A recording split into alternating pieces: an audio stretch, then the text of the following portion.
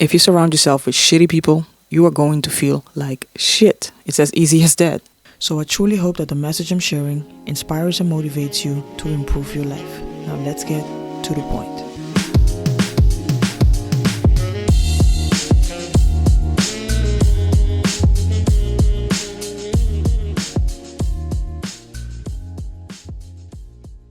All right, welcome back to another episode of To The Point Podcast. And if you're new, welcome to the channel. The topic of today's video is how to gain more self-respect. And I purposely say respect for yourself because that's where it starts. I mean, yeah, of course, we all want to have a good reputation, but the most important thing is that you are able to look at yourself in the mirror and applaud for yourself. So I want to go over some practices to help you increase self-respect, but first, let's take a look at the definition of this word. So the definition of self-respect is that you have pride and confidence within yourself and that you behave with honor and dignity. Also, loving yourself and treating yourself with care. To me, those two words, honor and dignity, stand out because they state that you say what you do and do what you say. And that is one of the first things you can do to gain self-respect. And that is that you have to keep your word. Whether it is a promise to yourself or to somebody else, make sure that you keep your word. I don't know if you've noticed, but every time you say you're going to do something and you don't, it decreases your self-respect, your self-esteem also. So make sure you keep your promises, right? An example could be, and I'm pretty sure you've gone through this, I know I have. Like the night before, I tell myself that I'm going to get up in the morning and do like a 6 a.m. workout, right? As soon as that alarm clock goes off, my mind starts playing tricks on me, telling me that it's too cold, too dark to leave my bed, right? In those moments, you need to fight back and get up and do it anyway. Something that helps is to put your clock or your phone further away from your bed, which forces you to get out, right? And usually once you're out, you're not gonna go back to bed. Basically, you need to create situations for yourself where there is the least possible friction. Meaning 0 to no hurdles hindering you from doing what you know you're supposed to do. Besides that, if you are a man or a woman of your words, excuses will never win. Alright, so make sure that if you make a promise, you keep that promise, whether it is to yourself or to someone else. Number 2, and that is know your values. The definition of values is firm beliefs about what you find important or desirable in your life. And some examples could be health, honesty, loyalty, accountability, spirituality, and so on. Now, some people find it difficult to define what their values are, and for that, you can ask yourself these two questions. There are plenty more, but I just want to start off with something simple, and that's these two questions. The first one is, what do you find important in life? And you can start looking at areas such as your health, physical health, mental health, maybe relationships. And if you do that, one by one, you can get like an idea of what you find important, right? And basically write down everything that comes to mind. And after that, you can start being more specific about those areas. And the second question to ask is, are my daily activities moving me closer or further away from what I find important?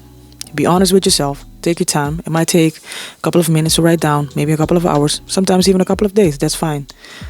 Take your time and be honest when you answer those questions. All right, let's move on to number 3. And that is a physical activity. I cannot stress this enough. Working out, whether it is with weights or playing maybe basketball or swimming, whatever it is for you, doing something that is mentally and physically challenging, it can increase your self-esteem, right? Especially weightlifting. I believe that working out, especially with weights, is the bare minimum when it comes to self-care. So make sure you work out at least 3 times a week. Again, the activity doesn't really matter as long as your heart rate goes up and you get some movement in. But weights are highly recommended though.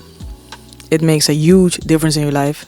And besides that, it can also, of course, get you in great shape, which also can help you to increase your self-esteem and respect for yourself.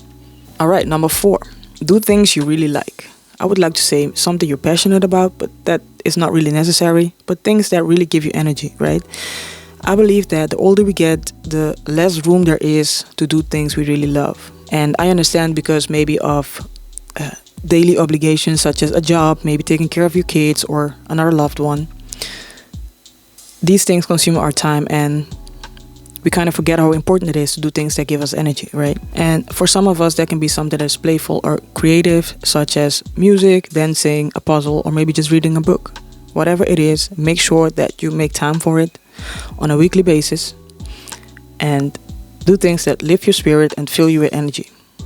This way you can also increase your vibration. And the better you feel in your skin, the better you will feel about yourself. Sometimes that means trying new things, and one benefit of this is that you get to know your likes and dislikes a little bit better. And you also get to know yourself a bit better. Alright, last but not least, and that is number 5. Take inventory of your relationships. Something that is obvious, but I'm going to say it anyways. If you surround yourself with shitty people, you are going to feel like shit. It's as easy as that, right? This is a recipe for chipping away at your self-esteem and your self-respect. So look around, make a list if you have to, and look at your friends or the people you call your friends. Are these people supporting your goals and dreams, or are they always ridiculing your goals and ambitions? If so, it's time to make a change, and that means address the issue. And if you've done that on multiple occasions and nothing changes, it's time to cut some people off. And you don't have to do that in a traumatic way, like arguing and fighting. You can just remove yourself quietly or decrease the moments you're in contact with them. And it can be difficult sometimes because you might start feeling guilty, but don't feel guilty about it, because you can't keep giving people chance after chance to mistreat you. Sometimes, or actually the majority of the times, you need to stop giving people the benefit of the doubt. So, in conclusion, be a man or a woman of your words, know your values and stick to them, prioritize physical activity, make time for things that give you energy and joy, and take inventory of your relationships. Alright, so that was the video for today. I hope you found value in it. If so, hit the like button. Don't forget to subscribe, share this with your friends and family. And if you feel like it, also leave a comment in the comment section. Thank you for watching, and I'll see you in the next one.